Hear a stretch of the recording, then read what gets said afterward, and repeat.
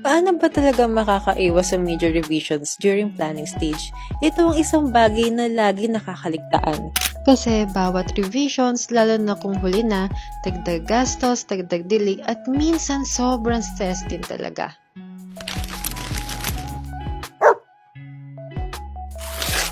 Kaya isa sa mga tinitingnan namin as an architect ay hindi lang yung National Building Code, reference ng client, kundi pati yung local ordinances.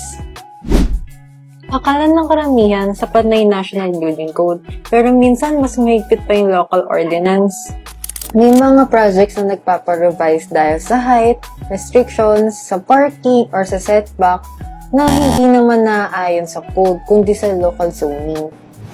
Isa sa maaaring pwede gawin para maiwasan ito ay ipa-review ang architectural plan in advance sa building official. At kung residential naman na nasa subdivision, ay ipa-review sa homeowners association. Bago mag-umpisa ng design, siguraduhin mo may checklist.